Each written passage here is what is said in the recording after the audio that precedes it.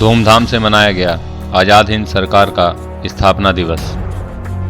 Afzalgarh block के गांव रसूलाबाद में नेताजी सुभाष दल के आह्वान पर कंपोजिट स्कूल रसूलाबाद के प्रांगण में आज़ाद हिंद सरकार का स्थापना दिवस मनाया गया। इस अवसर पर स्वतंत्रता संग्राम सेनानी साहब सिंह की विधवा प्रीतम कौर का माल्यार्पण कर सम्मान व्यक्त किया गया तथा विद्यालय के छात्र छात्राओं के द्वारा राष्ट्रगान प्रस्तुत किया गया।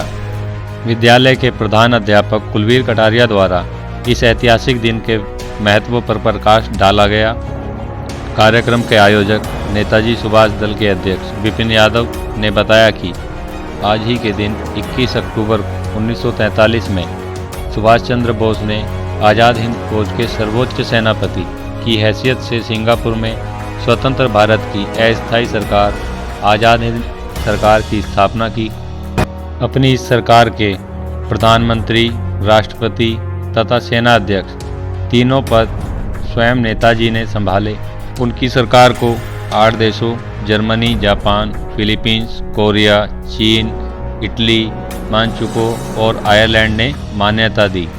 जापान सरकार द्वारा इस अस्थायी सरकार को अंडमान निकोबार द्वीप सौंपे गए। नेताजी उन द्वीपों पर गए और उनका नया नामकरण किया। उन्होंने अंडमान का नया नाम शहीद द्वीप तथा निकोबार द्वीप का नाम स्वराज्य द्वीप रखा।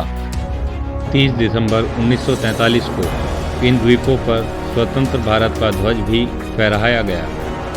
उन्होंने युवाओं से नेताजी द्वारा दिखाए गए मार्ग का अनुसरण करने तथा राष्ट्र के उत्थान के लिए काम करने की अपील की।